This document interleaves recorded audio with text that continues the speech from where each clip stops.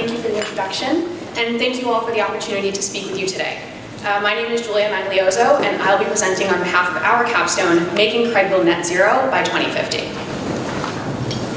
Craigville is a village on Cape Cod in Barnstable County, Massachusetts. It was founded in 1871, and today is composed of 97 private homes, a beautiful beach, and a retreat center. And we know Craigville may seem like an unexpected place for such ambitious sustainability efforts to occur, but we hope our capstone can convince you it can be done. Our client is the Christian Camp Meeting Association, which owns the retreat center along with several other buildings in Craigville shown on the map, and welcomes over 12,000 guests every year. The CCMA also acts as a pseudo-governing body in Craigville, since the village has no local government structure.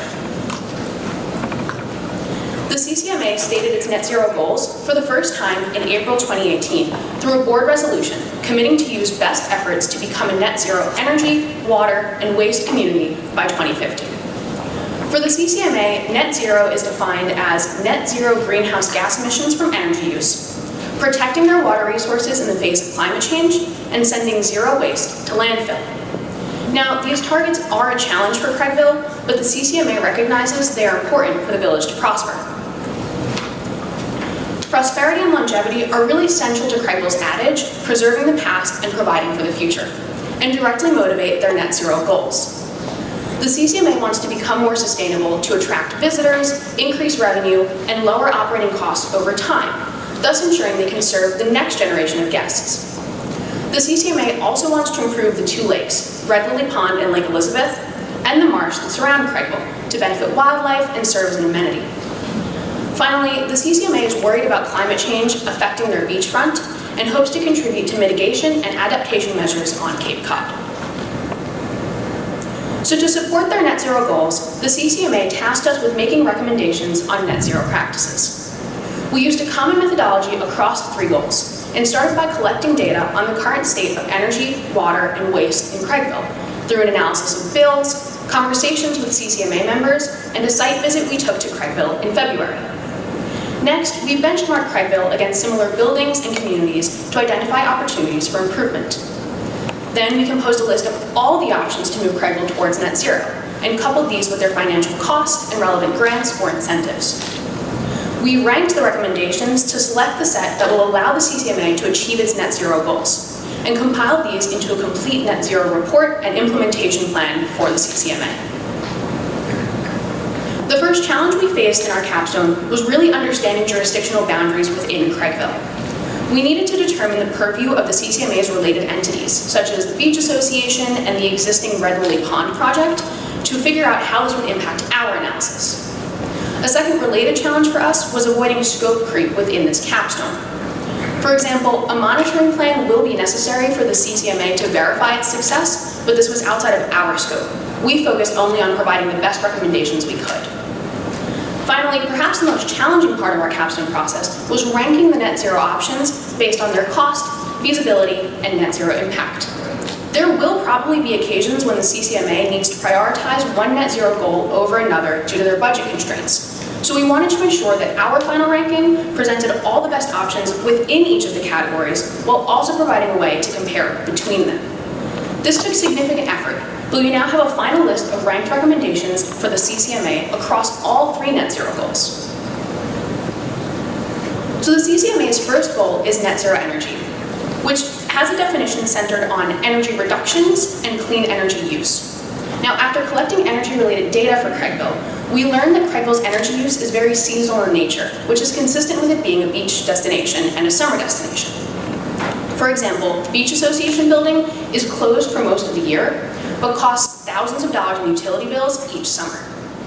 Overall, though, the energy use in Craigville is low for the CCMA-owned buildings and vehicles and for the private residences. We also realized that to truly be net zero, Craigville would have to transition from natural gas-fueled heating and hot water systems to electric heating systems that could then be powered with renewable electricity. So our first recommendation for net zero energy in Craigville is installing a solar photovoltaic canopy over the beach parking lot, which can meet all of the CCMA's electricity needs and a significant portion of the electricity used in the private homes. We then recommend electrifying heat and hot water systems and transitioning to higher energy efficiency equipment and vehicles over time. The existing equipment at the CCMA buildings have 10 to 15 years of useful life remaining, so upgrades can be done during normal capital improvements, a full cycle of which we expect to occur before 2050. Further, our recommendations for each CCMA building were different, depending on which type of electrification was the most economic. In all cases, though, electrification greatly increases Craigville's electricity use, so the CCMA must purchase additional clean electricity or carbon offsets starting in 2049 to then achieve their net zero energy goal by 2050. The second net zero goal is defined by the CCMA as preserving and protecting water quality and availability, which is not really a measurable net zero target. For this reason, our analysis focused first on better defining net zero water, using other communities as an example. And we decided to focus on the most common aspects of flood damage planning, storm surge planning, and household water consumption.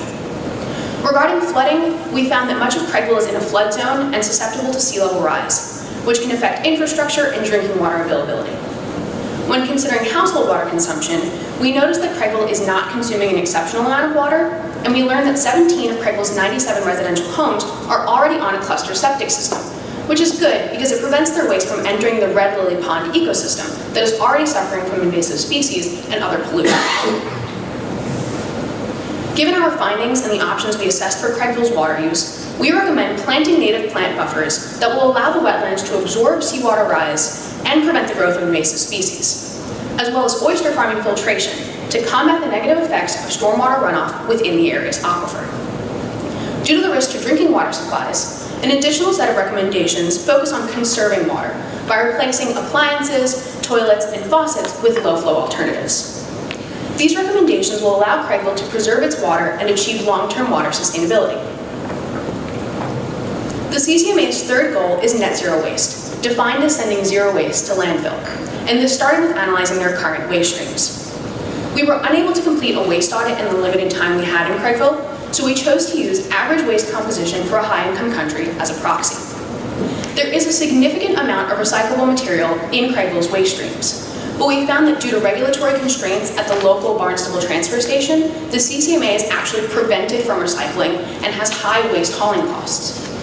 For organic waste, we learned that the CCMA has attempted composting initiatives in the past, but has had limited success. We also found that a lack of community education on how to reduce waste impacts Craigville's current waste practices. So to address waste in Craigville, we have several recommendations. To reduce the volume of waste materials, we recommend removing trays from the retreat center dining hall, which helps to decrease food waste, and sourcing dining hall food from local farmers who can use reusable packaging.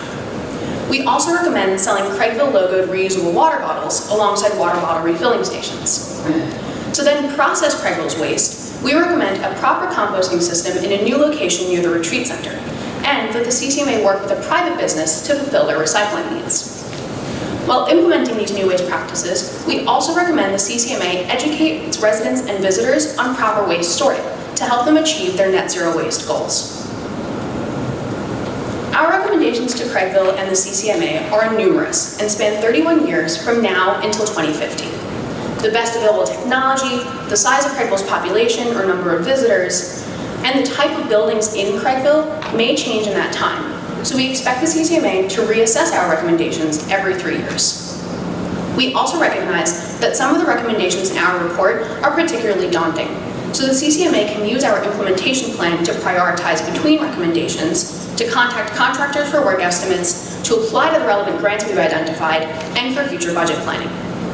Finally, we expect the CCMA will engage their community in the net zero plans. The CCMA can use our net zero report to create marketing materials encouraging Craigville residents to participate in the net zero initiatives and to attract new visitors to the retreat center. With all the recommendations ranked and in hand, we hope the CCMA is successful in achieving its net zero goals by 2050. And we are happy to have worked on this ambitious capstone for the lovely town of Craigville. Thank you for listening, and I will take any questions.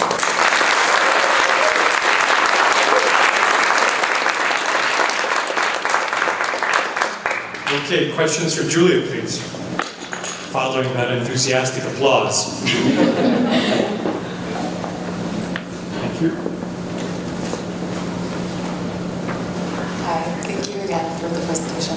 I'm just wondering, and given that a lot of the recommendations that you make affect private homeowners, was there any consideration into like a local community stakeholder input during the project, or what's your sense on how to actually achieve some of this with those particular types of stakeholders? Sure, that's a great question actually, and it's something that we had to think through during our capstone process.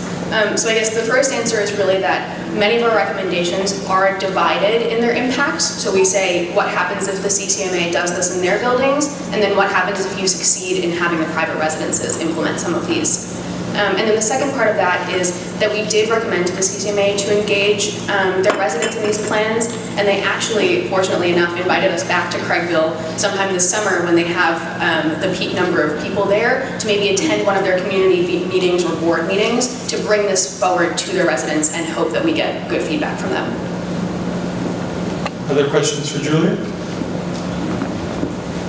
Okay, Julia, you're off the hook. Oh, there's one more. Okay, spoke too soon. Okay, all right. One last one here. Thank you. Great methodology. I'm just curious if you had to summarize sort of the top 3 things that they should do, what would those be? It's hard to say the top 3 over the next 30 years, but I guess the top 3 they should do in the next 5 years or so. On the energy side would be to install the solar photovoltaic canopy. On the water side would really be to just continue supporting the efforts of the Red Lily Pond project and to expand their focus onto the conserving water side, which is not something they've really focused on yet. And then on the waste side, I guess the top thing would really be to start with the easy things. So stop selling plastic water bottles and start selling reusable water bottles. Stop giving away plastic bags, start selling reusable tote bags. Sort of those easy first steps that they could take within the next 5 years.